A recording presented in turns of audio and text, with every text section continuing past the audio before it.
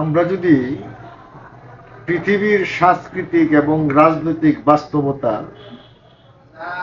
বিশ্লেষণ করতে চাই, তাহলে অবশ্যই আমাদেরকে পৃথিবীর যে সভ্যতাগুলি আছে সেইগুলিকে স্টাডি করতে হবে।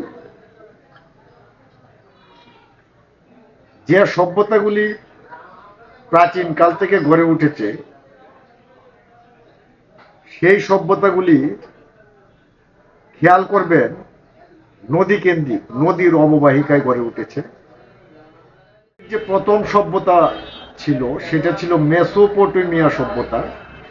এই সভ্যতার ভিতরেই আরেকটি সভ্যতা গড়ে উঠেছিল, সেটা হচ্ছে বেবিলনীয় সভ্যতা। এইটা ইউফ্রেটিস এবং টাইগ্রিস নদীর অববাহিকায় গড়ে উঠেছিল। আবার এর পাশাপাশি আরেকটি সভ্যতা গড়ে উঠেছিল নীল নদের তীরে, সেটা হচ্ছে মিশরীয় সভ্যতা। আর একটু যদি আমরা পশ্চিমের দিকে যাই, ইনকা সভ্যতা, মায়া সভ্যতা এবং গ্রিক সভ্যতা।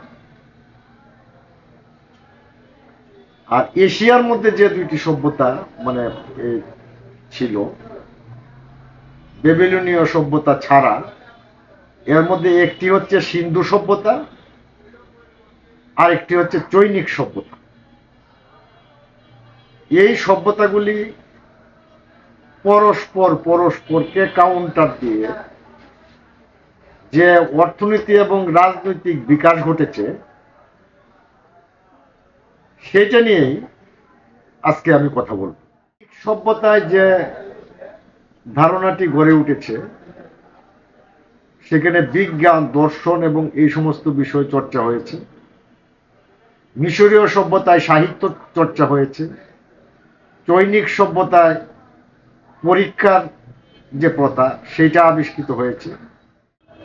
সিন্ধু সভ্যতাও একটি জ্ঞান ভিত্তিক সভ্যতা।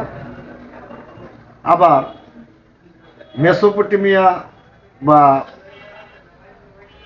মেসোপটেমিয়ার যে সভ্যতা আছে সেখানেও বিভিন্ন জ্ঞান, তারাই প্রথমে কিলোক আকারে লেখার আবিষ্কার করেছে এবং সেখান থেকে ভাষার উৎপত্তি হয়েছে।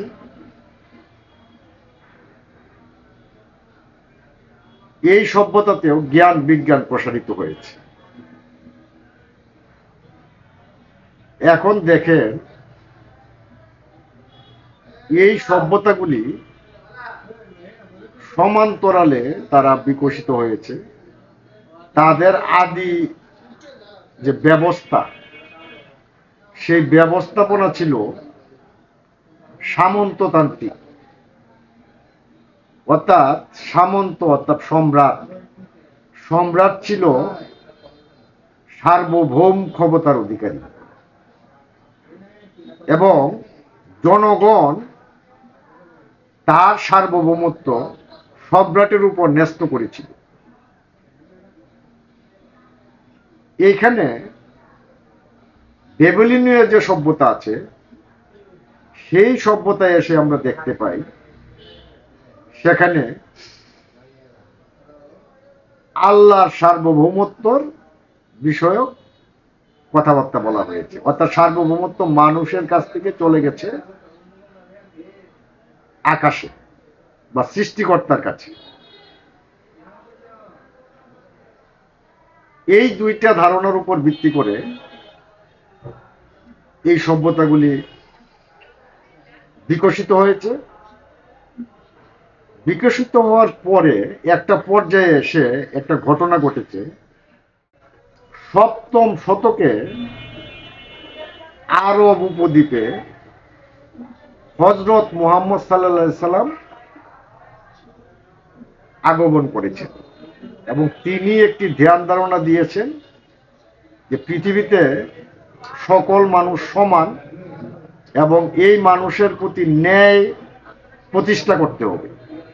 তিনি প্রথম উচ্চারণ করেছেন ন্যায় এবং সাম্যের বাণী এবং সার্বভৌম ক্ষমতা দিয়েছেন আল্লাহকে, মহান সৃষ্টিকর্তাকে, এবং তিনি বলেছেন যে মহান সৃষ্টিকর্তার যে আইন সেইটাই হবে মানব জাতির জন্য কল্যাণ করায়।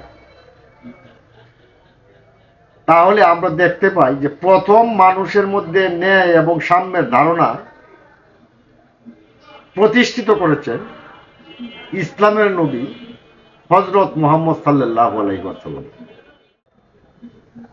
পরবর্তীতে 1789 খ্রিস্টাব্দে ফরাসি দেশে জনগণ হঠাৎ করে ক্ষেপে যায় সেইখানকার সম্রাটের বিরুদ্ধে, এবং সেইখানে জনগণ দাবি করেছে স্বাধীনতা, সাম্য, ভ্রাতৃত্ব অথবা মৃত্যু। এই দাবির উপর ভিত্তি করে সেই দেশের জনগণ শত বছরের বঞ্চনার বিরুদ্ধে দাঁড়িয়ে বাস্তিল দুর্গের পতন ঘটায়।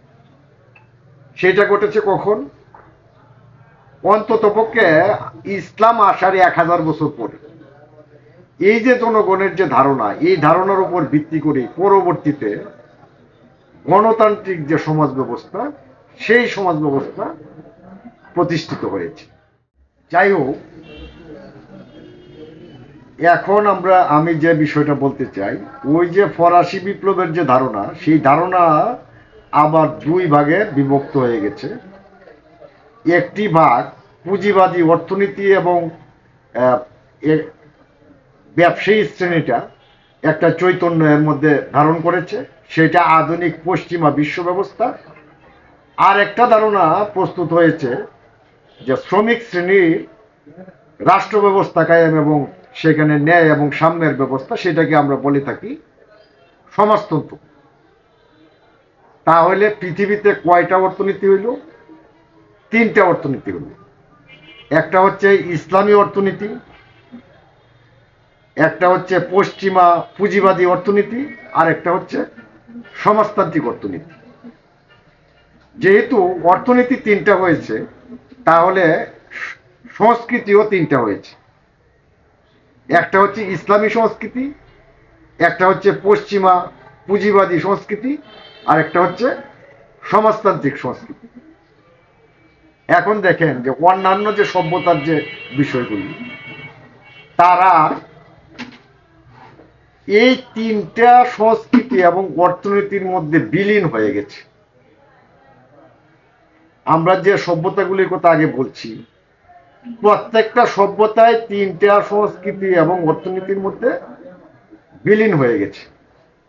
এবং এই যে পশ্চিমা যে পুঁজিবাদী অর্থনীতি, সমাজতান্ত্রিক অর্থনীতি এবং ইসলামী অর্থনীতি বা সংস্কৃতি, এইগুলি পরস্পরকে কাউন্টার দিয়ে তারা বিকশিত হচ্ছে। এই জন্যই পৃথিবীতে ইসলাম একটি ফ্যাক্টর হয়ে দাঁড়িয়েছে। এই জন্যই পশ্চিমারা তাদের একমাত্র কাউন্টার যেহেতু ইসলামী অর্থনীতি এবং সংস্কৃতি, এই জন্য ইসলামকে তারা দমন করার জন্য সবসময় সচেষ্ট থাকে। এই হচ্ছে আমাদের